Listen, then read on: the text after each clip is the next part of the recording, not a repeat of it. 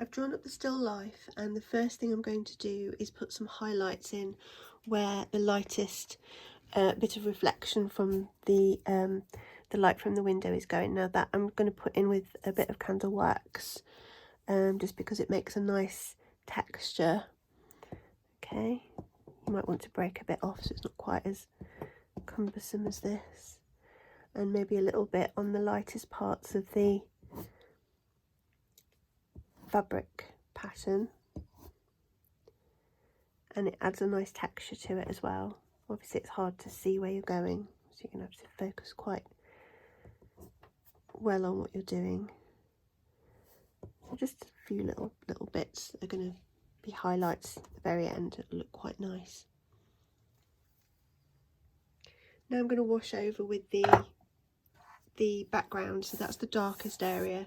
So I'm going to mix up the deepest tone of the blue that I've got, and I'm going to use, I'll probably use a flat wash brush for this, but I'm just showing you the mixing that I'm doing here. So I'm creating like a really deep blue, blacky blue here with browns and some ultramarine.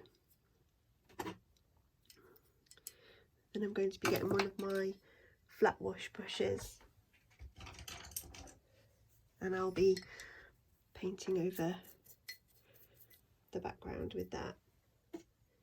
You can wet it first if you want to, but I think I'm going to go straight onto the dry paper. So obviously the larger the brush, the bigger the coverage you're going to get. I'm going to take that all the way down around the edges here, which will just help to define that and push the rest of the still life forward.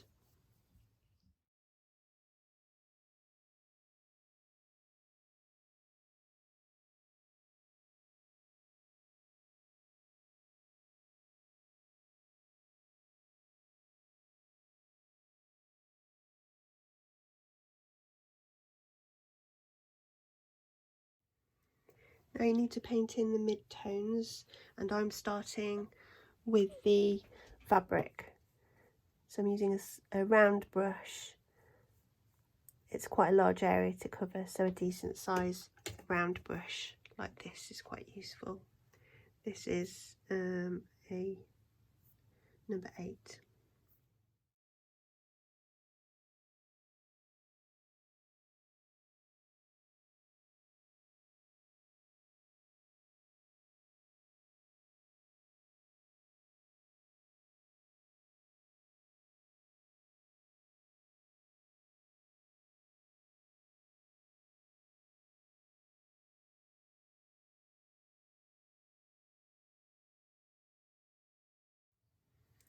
Now I'm going to get the base tones down of the rest of the items as well, starting with the oranges.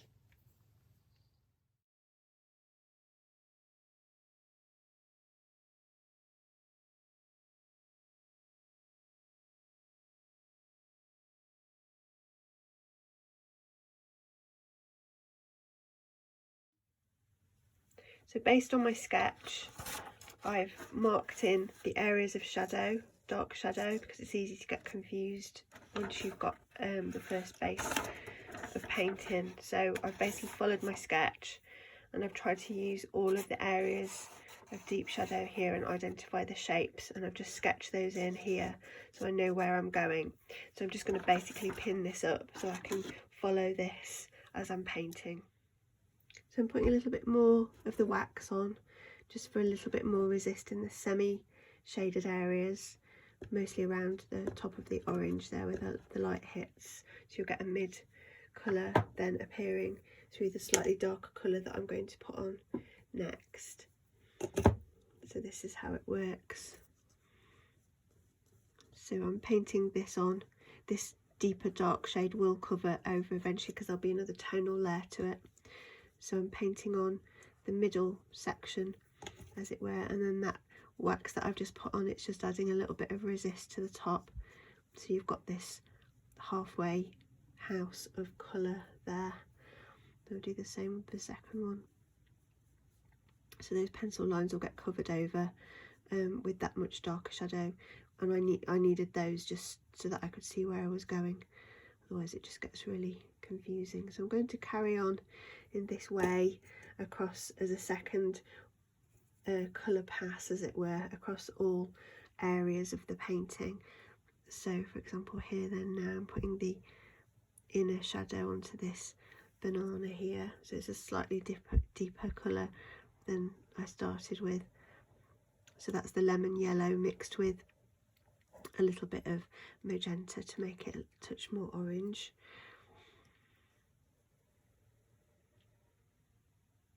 So work to create form across the piece.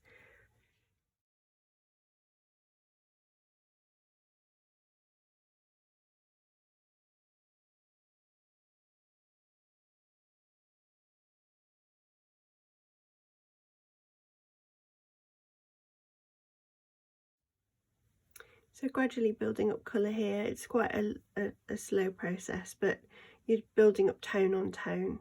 So you'll dry it and it's probably going to be a little bit lighter than you imagined. Just keep building up your tones, and just don't forget to compare dark with dark. So for example, on the sketch, if I've got this depth of colour here, then I certainly need to have the same depth of colour in these very deep shaded areas. So your sketch is a good reference point.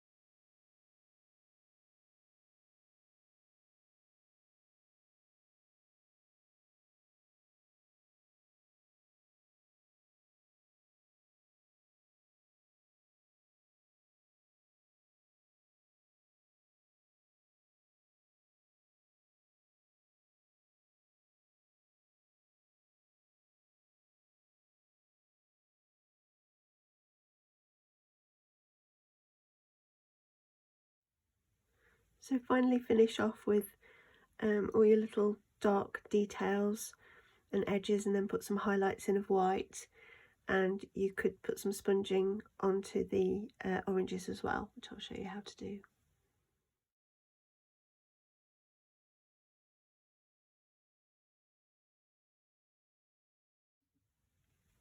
I'm just going to add a little bit of texture here to the orange with the sponge and some paint. Just have a little practice first before you apply it. And any little extra marks that you want to put onto the banana to make it look a little bit more like it's got the little black marks that they get across them.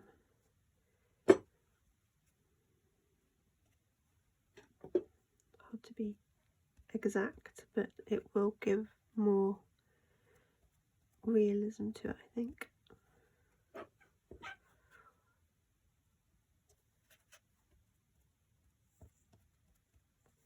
So if you make a mark that you don't like, just lift it off with tissue. So here it's gone a bit heavy, so what I'm going to do is just get a wet tissue and just pull that out. Just don't paint over it straight away, because obviously that's wet underneath, it will spoil. So finally I'm going to add some pastel pencils just for little bits of texture here and there. It's actually a woolen surface, so at the moment it actually looks quite smooth.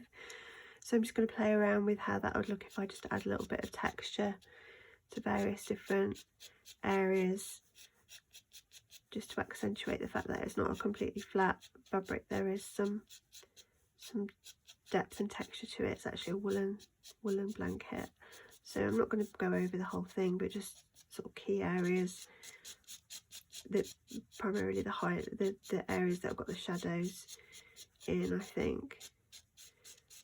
Less is more. We'll see how you feel you could do these are pastel pencils, but you could do this with ordinary pencils as well. Use the side of the pencil.